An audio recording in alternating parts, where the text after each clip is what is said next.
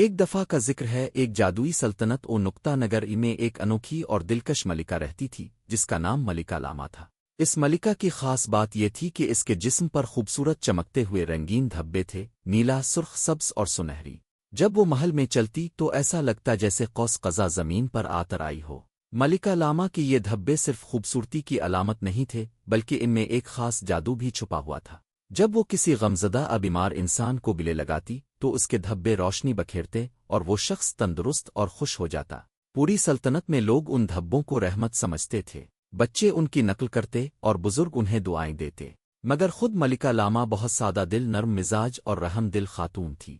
وہ اکثر کہتی، میرے دھبے تبھی خوبصورت لگتے ہیں جب ان سے کسی کا دکھ دور ہو جائے۔ ایک صبح جب ملکہ بیدار ہوئی تو آئینے میں خود کو دیکھ کر اس کی چیخ نکل گئی، میرے دھبے کہاں گئے؟ وہ حیرت سے بولی۔ اس کے چہرے، ہاتھوں اور گردن پر ایک بھی دھبا باقی نہ تھا۔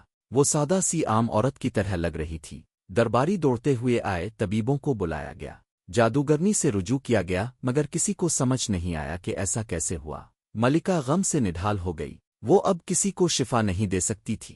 لوگ محل کے باہر جمع ہو گئے، سب کو فکر لاحق تھی کہ اب سلطنت میں خیر کیسے رہے گا۔ اسی دن ملکہ کو ایک سونے سے جڑا خوبصورت لفافہ موصول ہوا۔ اس پر لکھا تھا، اگر تم اپنے دھبے واپس چاہتی ہو تو 3 آزمائشوں سے گزرنا ہوگا۔ تمہیں خود کو پہچاننا ہوگا بغیر دھبوں کے۔ خط پر کسی کا نام نہیں تھا، مگر آخر میں ایک ننھا سا نشان بنا تھا، چاند اور سورج کا۔ ملکہ نے فوراً اپنا خاص لباس پہنا، گھوڑے پر سوار ہوئی اور اپنی سہیلی میرا کے ساتھ سفر پر روانہ ہو گئی۔ وہ ایک گہری وادی میں پہنچی جہاں بڑے بڑے آئینے لگے ہوئے تھے۔ ہر آئینہ ملکہ کو عجیب انداز میں دکھاتا، کبھی وہ خود کو بدصورت دیکھتی، کبھی خالی ہاتھ، کبھی تنہا۔ ایک آواز گونجی، اگر تاو اپنے دھبوں سے محبت کرتی ہے تو ان کے بغیر بھی خود سے محبت کر۔ ملکہ نے آنکھیں بند کی، دل کی آواز سنی اور بولی، میں لاما ہوں، چاہے دھبے ہوں یا نہ ہوں، میری پہچان میرے کام ہیں۔ اچانک آئینے چمکنے لگے اور زمین لرزنے لگی۔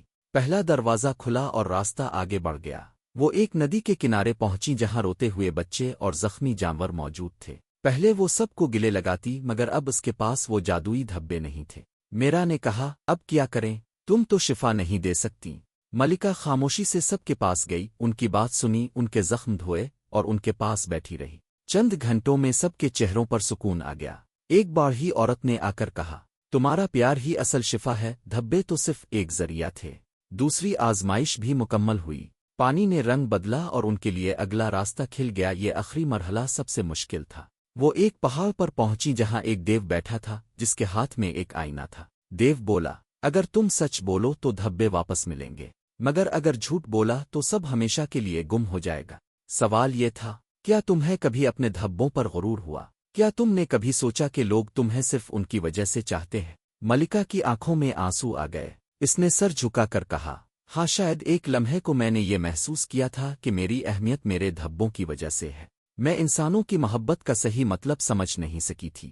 دیو ہنس پڑا، آئینہ چمکا اور ملکہ کے جسم پر دوبارہ دھبے نمودار ہو گئے، مگر اب وہ پہلے سے کہیں زیادہ روشن تھے۔ ملکہ لاما جب واپس محل پہنچی تو پورا شہر جشن منا رہا تھا۔ سب نے دیکھا کہ ملکہ کے دھبے اور بھی زیادہ چمکدار ہو چکے ہیں۔ مگر اب ملکہ نے اعلان کیا، دھبے صرف جادو کا ایک روپ ہیں، اصل جادو انسان کا پیار، خدمت اور سچائی ہے۔